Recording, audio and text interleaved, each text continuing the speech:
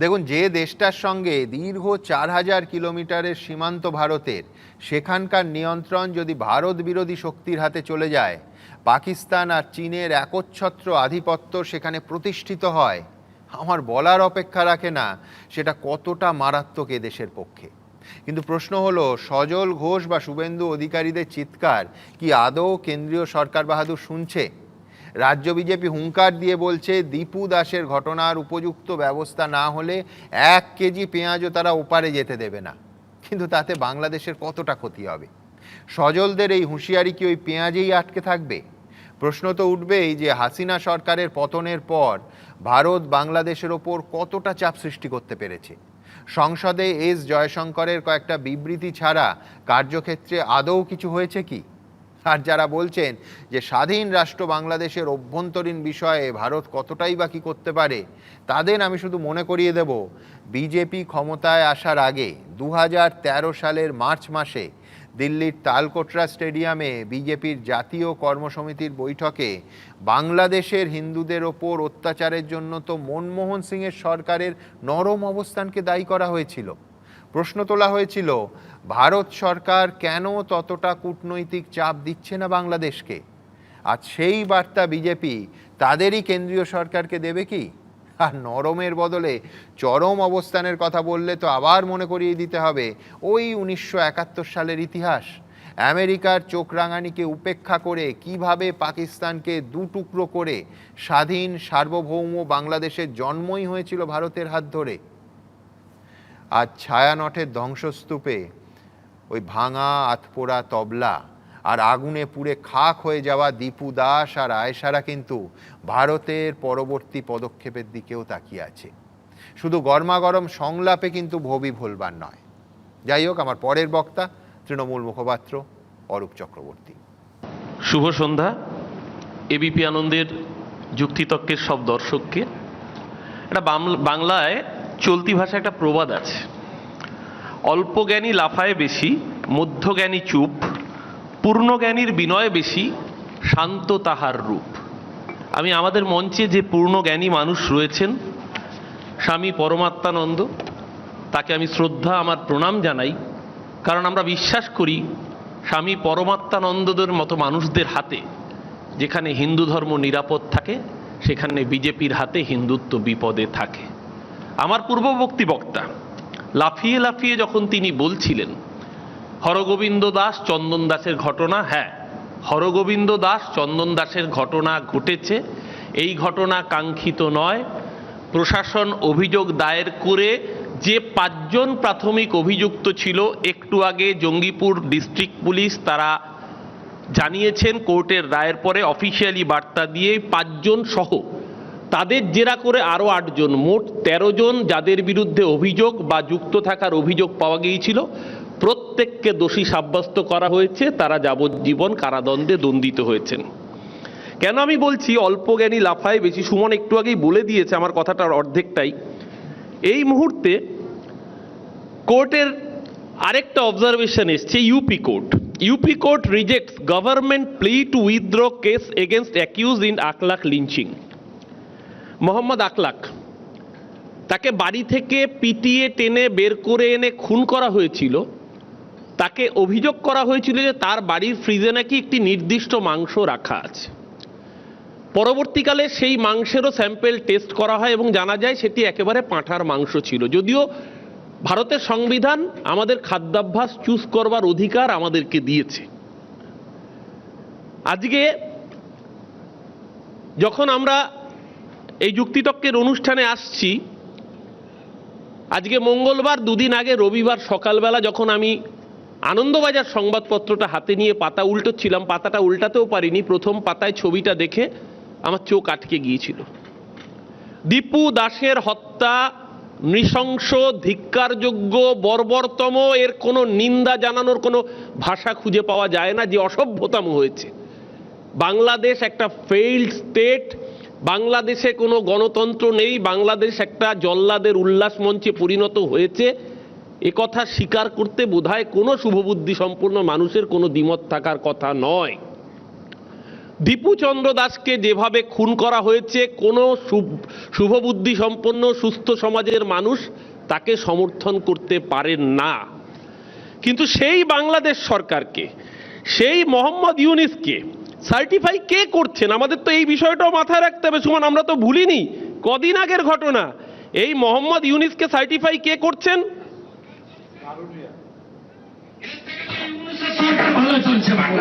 এর থেকে তো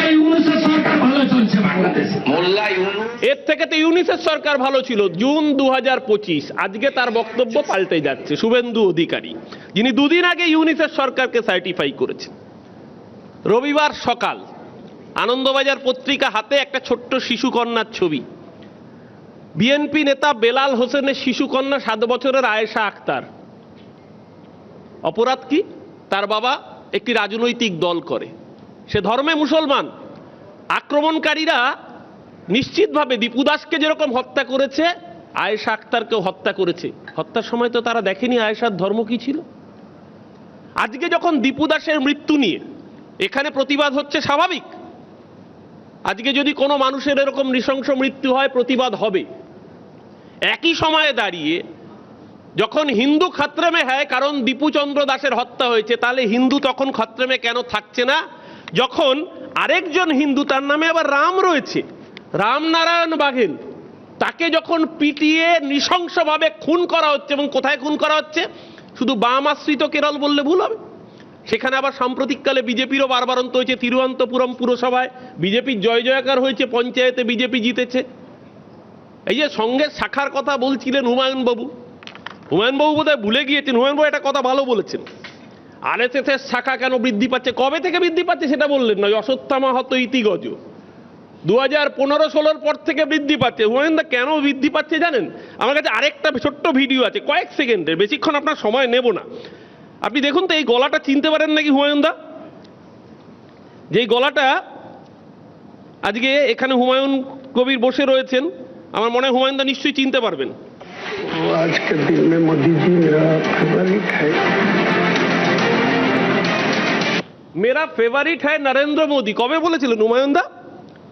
2019। কোথায় ছিলেন জানো আপনি? আপনি তো বাবরি মসজিদে শিলান্যাস করেছেন। বাবরি মসজিদ, এক ধাক্কা অর দো, বাবরি মসজিদ তোড় দো। যারা দাঁড়িয়ে থেকে স্লোগান দিয়েছিল, আপনি বলছেন থানার ইট খুলে আনা, যারা বাবরি মসজিদ থেকে ইট খুলে এনেছিল, তাদের মঞ্চে দাঁড়িয়ে আপনি বলেছিলেন নরেন্দ্র মোদীকে দেশের প্রধানমন্ত্রী করতে হবে।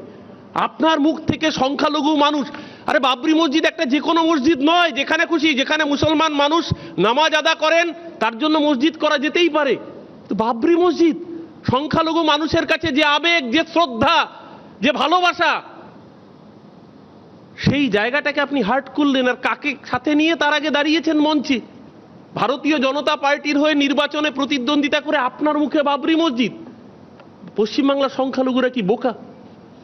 পশ্চিমবাংলার সংখ্যালঘুরা শুধু ধর্মের নাম দেখে ভোট দেবে? আজ অবধি কখনো হয়নি পশ্চিমবাংলার বুকে।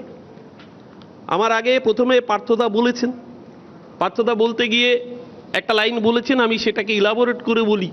শোনো মৌলবাদের নাতি, শোনো মৌলবাদের নাতি, তুমি যে ধর্মেরই হও, আমি নিরপেক্ষতাবাদী, তুমি আমার বন্ধু নও, তুমি আমার বন্ধু হতে পারো না।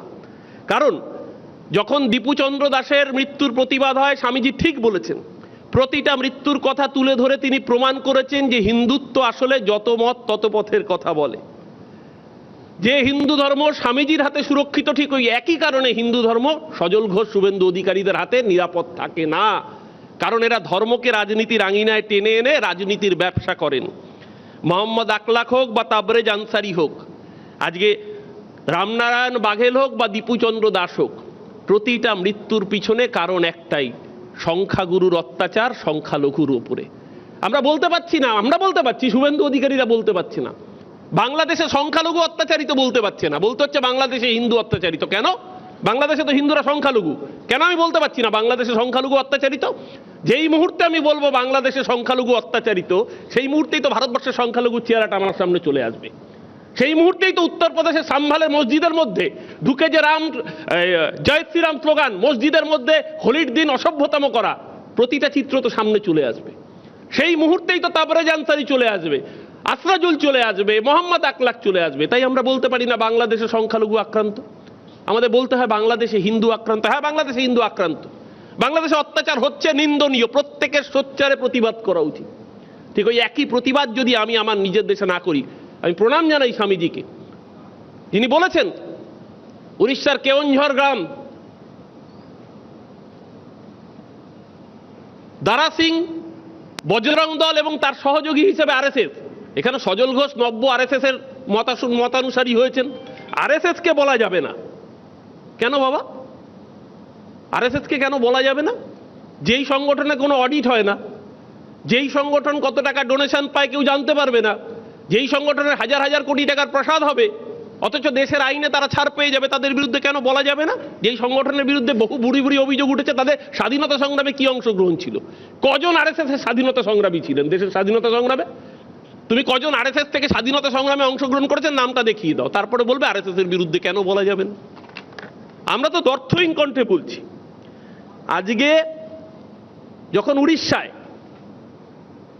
গ্রাহাম স্টুয়ার্ট স্টাইন, একজন খ্রিস্টান মিশনারি, তিনি আদিবাসীদের গ্রামে গিয়ে আদিবাসী মানুষের সেবা করতেন, যক্ষা রোগীর চিকিৎসা করতেন, কুষ্ঠরোগীদের চিকিৎসা করতেন। দারা সিং এর দলবল বলল যে কুষ্ঠরোগ হিন্দু ধর্মে পূর্বজন্মের পাপের ফল, ও কুষ্ঠরোগীর চিকিৎসা করছে মানে হিন্দু খাত্রে মে হয়।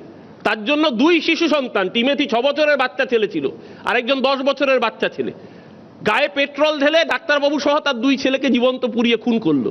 যার বিরুদ্ধে অভিযোগ উঠল প্রতাপ ষড়ঙ্গী, পার্থভৌমিক এখানে সাংসদ, পার্লামেন্টে প্রতাপ ষড়ঙ্গীও সাংসদ।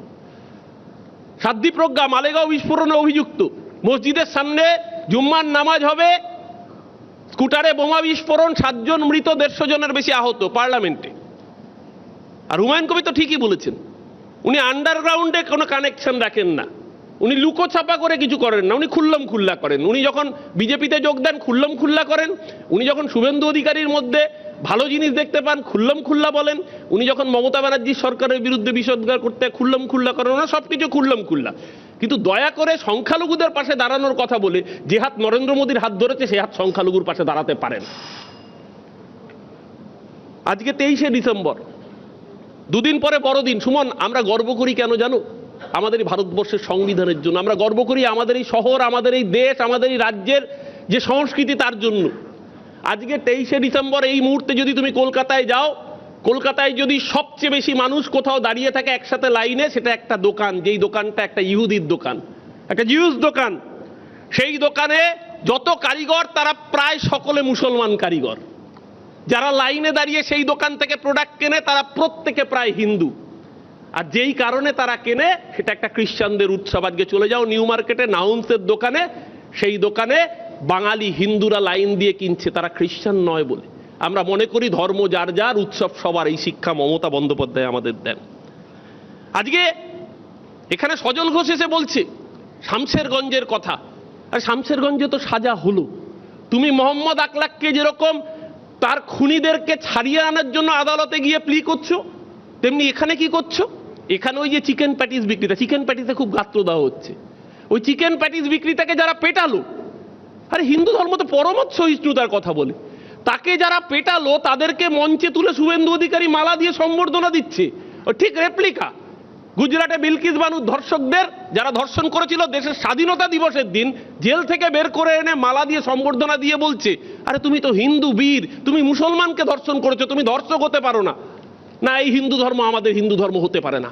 আমাদের হিন্দু ধর্ম ঠাকুর শ্রীরামকৃষ্ণ শেখান, শ্রী চৈতন্যদেব শেখাবেন। আমার হিন্দু ধর্ম শুভেন্দু অধিকারী শেখাবে না, আমার হিন্দু ধর্ম আরএসএস শেখাবে না, স্বামী পরমাত্মানন্দজি শেখাতে পারেন, আমার হিন্দু ধর্ম শুভেন্দু অধিকারীরা শেখাবেন না। আমরা তাদের উদ্দেশ্যে বলি, আসলে তাদের সুবিধা হয়। এই ধরুন পেহেলগামে জঙ্গি হানা হলো, বিতান অধিকারী আমার প্রতিবেশী, কার্যত আমার বাড়ি যেখানে তার থেকে ঢিলছোড়া দূরত্বে বিতানের বাড়ি ছিল। বিতান অধিকারীর দেহ এলো, শুভেন্দু অধিকারী এয়ারপোর্টে গেলেন। আর ওই পেহেলগামে ওই পাকিস্তানি সন্ত্রাসবাদীদের বিরুদ্ধে যে বুক চিতিয়ে দাঁড়িয়ে লড়াই করলো সে আমার ভাই ঝন্টু আলী শেখ। বিতান অধিকারী যেরকম আমার ভাই, ঝন্টু আলী শেখও আমার ভাই। যখন ঝন্টু আলী শেখের মৃতদেহ আসে, শুভেন্দু অধিকারী এয়ারপোর্টে যায়নি। আর নদিয়ার ওদের মন্ডল সভাপতির অডিও ক্লিপ আমরা এবিপি আনন্দও শুনেছি। ওর বাড়িতে গিয়ে কি হবে, ও তো মুসলমান, আমাদের ভোট দেয় না। আসলে হিন্দু মুসলমানে যদি রেখে দেওয়া যায় তাহলে দেশের মানুষ প্রশ্ন করবে না যে বছরে 2 কোটি বেকারের চাকরি কোথায় গেল। হিন্দু মুসলমানে যদি রেখে দেওয়া হয় তাহলে মানুষ ভাতের কথা বলবে না, কাজের কথা বলবে না, বাংলার আবাস যোজনার কথা বলবে না, এই শীতকালে মাথায় হিম পড়ছে, ঘরে পাকা ছাদ নেই বলবে না। 100 দিনের কাজের রোজগার মহাত্মা গান্ধীর নাম তো সরিয়ে দিল, উল্টে একটাকেই বদলে দিল। অর্থাৎ গরিব মানুষ যারা কোভিডের সময় 100 দিনের কাজ প্রচুর লোকের প্রাণ বাঁচিয়েছিল, সেই 100 দিনের কাজটুকু গরিব মানুষের অধিকার নিয়ে কথা হবে না, কারণ হিন্দু মুসলমান নিয়ে কথা হবে। এই এত হিন্দু মুসলমান নিয়ে কথা বলতে বলতে আসলে রাজনীতির যে বেসিক জায়গাগুলো সেগুলোকেই আমরা হারিয়ে ফেলছি। আজকে এই মুহূর্তে দাঁড়িয়ে মধ্যপ্রদেশে কার্নিশানা হুঙ্কার দিয়েছে, হুঙ্কার দিয়ে মুসলমানদের বস্তি জ্বালিয়ে দেওয়া হচ্ছে। উড়িষ্যার ভিডিও ভাইরাল হয়েছে, আমি এবিপিতেও দেখলাম, যে সান্তাক্লজ বিক্রি করছে 25শে ডিসেম্বরের আগে, বড়দিনের ওই ক্রিসমাস টুপি বিক্রি করছে, তার জন্য গেরুয়া বাহিনী গিয়ে ফেট্টি বেঁধে হুঙ্কার দিচ্ছে। কোন অসভ্য বর্বরের জল্লাদের উল্লাস মঞ্চে আমরা বাস করছি? এই দেশ এই চলতে পারে না। ভারতবর্ষ সর্বধর্ম সমন্বয়ের দেশ। এই অসভ্যতম ভারতবর্ষের মানুষ কখনো বরদাস্ত করেনি, কখনো বরদাস্ত করবে না। আমি যেহেতু সুমনের বেল প্রায় পড়ে গিয়েছে দুবার, আমি বক্তব্যকে আর দীর্ঘায়িত করব না। আমি শুধু বলবো, ধর্ম নিয়ে কারবার করলে আসলে সুবিধা হয় এই রাজনীতিবিদদের, যাদের একটা বক্তৃতা দিতে গিয়ে যদি 10 মিনিট কথা বলে 3 বার হিন্দু মুসলমান ছাড়া কথা বলতে পারবে না, ভারত পাকিস্তান ছাড়া কথা বলতে পারবে না, তাদের চীনের বিরুদ্ধে কথা বলতে গেলে তাদের দম আটকে যায়, তারা আমেরিকার বিরুদ্ধে কথা বলতে পারে না, কারণ আমেরিকা সিজফায়ার ঘোষণা করে দেয়। আজকে এটা তো ঘটনা। ভারতবর্ষের বিদেশ মন্ত্রকের রোল কি ছিল? যখন প্রতিবেশী রাষ্ট্রে আমাদের সংখ্যালঘুর উপরে এইরকম অত্যাচার হচ্ছে, তখন ভারতবর্ষের বিদেশ মন্ত্রক কি তার দায় এড়াতে পারে? কেন ইন্টেলিজেন্স আগে থেকে কাজ করেনি 5ই আগস্টের আগে? কেন আজকে বাংলাদেশে এই অস্থির পরিস্থিতি সৃষ্টি হতে হলো? এর দায় ভারত সরকার কি এড়াতে পারে সম্পূর্ণভাবে? কিন্তু এরপরও যেহেতু সম্পর্কটা আন্তঃরাষ্ট্রীয় বিষয়ের, মমতা বন্দ্যোপাধ্যায় পরিষ্কার করে বলেছেন যে এই ক্ষেত্রে ভারতবর্ষের 140 কোটি মানুষ আমরা দেশের সরকারের পাশে থাকি। ঠিক যেভাবে যখন পাকিস্তান জঙ্গি আনা করে, অভিষেক বন্দ্যোপাধ্যায় গিয়ে পার্লামেন্টারি ডেলিগেশনের পক্ষ থেকে সারা পৃথিবীতে পাকিস্তানের সন্ত্রাসবাদের বিরুদ্ধে জোরালো বার্তা দেন, একইভাবে বাংলাদেশ প্রসঙ্গ মমতা বন্দ্যোপাধ্যায় বলেন, হ্যাঁ, ওপার বাংলা থেকে যারা আসছে প্রয়োজনে একটা রুটি ভাগ করে খাবো, কিন্তু তারাও আমাদের ঘরের ভাই বোন, আমরা তো কাউকে ছেড়ে যেতে পারি না। সেই জায়গায় দাঁড়িয়ে প্রকৃত রাষ্ট্রনায়কের কাজ মমতা বন্দ্যোপাধ্যায় করছেন, কিন্তু ভারত সরকারের রোল কি ছিল? আমি শুধু আমার বক্তব্য শেষ করার আগে কবি সুমনের একটা বিখ্যাত গানের কয়েকটা লাইন, আমি তার কাছে মার্জনা চেয়ে নিয়ে 2টো লাইন একটু বদল হয়েছে, আমি সেটা দিয়ে শেষ করতে চাই। আমার মনে হয় যে ধর্ম নিয়ে রাজনীতি ভারতবর্ষের মানুষের জন্য কাঙ্ক্ষিত হতে পারে না। ভারতবর্ষের মানুষের কাছে রাজনীতি তার রুটি রুজির, রুটি কাপড়া মাখানের। আমি তার গানের 4টে লাইন দিয়ে শেষ করব।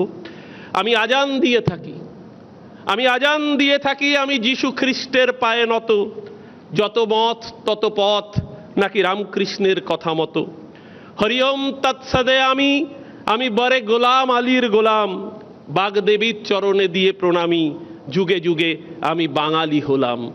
আল্লাহ মেঘ দে পানি দে, ছায়া দে সবার ঘরে ঘরে, আল্লাহ মেঘ দে পানি দে, ছায়া দে সবার ঘরে ঘরে, যেখানে রবি ঠাকুরের সাথে যেন নজরুলও গান করে।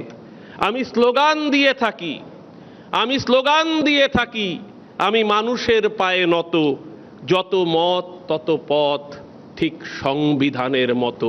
দেশ বাঁচবে যদি সংবিধান বাঁচে, আর সংবিধানকে যারা হত্যা করতে চায় তাদেরকে পরাস্ত করতে হবে 2026-এ, তবেই আমাদের রাজ্য বাংলাও বাঁচবে। ভালো থাকবেন সবাই, শুভ সন্ধ্যা। এবিপি আনন্দ, এগিয়ে থাকে, এগিয়ে রাখে।